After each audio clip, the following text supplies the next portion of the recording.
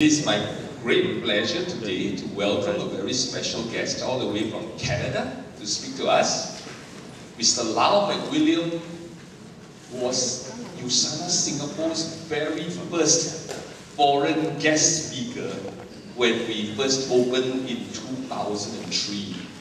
Now many of you have forgotten so long ago. And since then we have been very fortunate to be able to invite Mr. Lyle MacWilliam to visit Asia in many occasions. And tonight it's our pleasure to welcome him back to Singapore.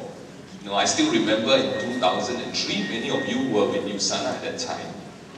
We were still very excited about USANA's opening in Singapore, and we were all using the comparative guide to nutritional supplement, the 3rd edition at that time, right? Today, we have, since that day when we opened, Mr. Lyle MacWilliam have published the 4th edition consumer guide, updated the comparative guide for children's nutrition, and last week he published and launched the new Australian comparative guide edition at our Sydney Asia Pacific Convention. So, you know, he's getting to be a very established author.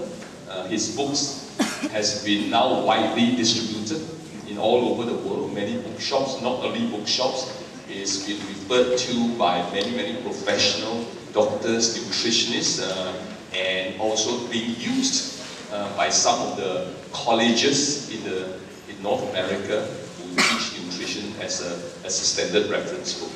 So very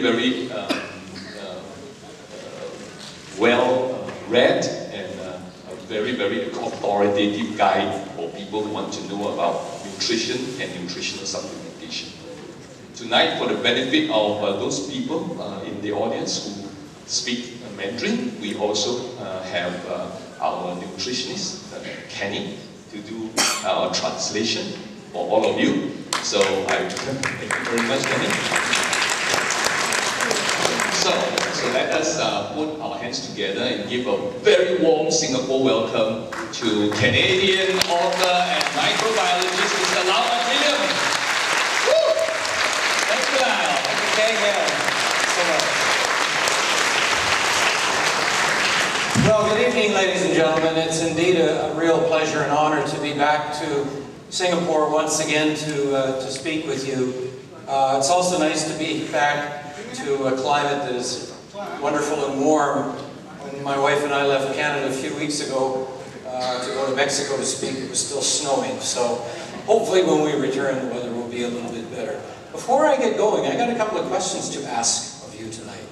I would like to know, because I've got some free CDs. These are available outside after the meeting, but I've got some free ones here. How many of you out here in the audience today went for a half-hour run? 今天有谁呢跑了半个小时的人吗？ Ah, there's one. Come on up and grab a CD. How many of you went for a 15-minute run? 15分钟的。 Okay, there you go. There's another one. A couple more. There's a few back there. All right, I want to know who in the audience had fresh fruit for breakfast. 谁有吃水果当早餐的？ There we go.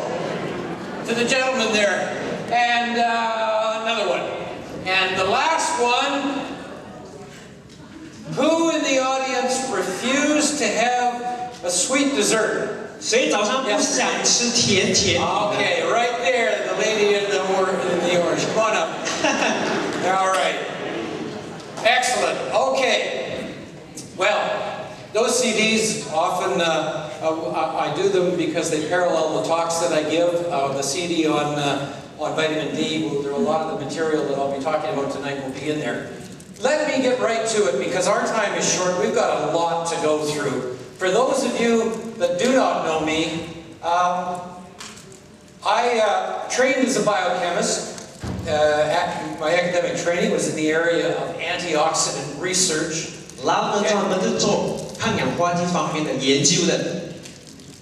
And The area that I was involved in was looking at the antioxidant effects of dietary supplementation with vitamin E. 他是专门看呢在保健品上那些抗氧化剂的保护过程跟作用的。But somewhere along the line, my life took a bit of a turn, and I was elected as one of Canada's federal member of parliament. 他是加拿大的国会的一份子。 Now, that seems a bit of a strange turn, but actually it's from my experience in Parliament that I'm really back here with you tonight. 以我在国会的经验呢，今天呢又在一起跟大家来演说的时候呢 Because after my term in Parliament, I was asked in the late 1990s by Canada's Minister of Health to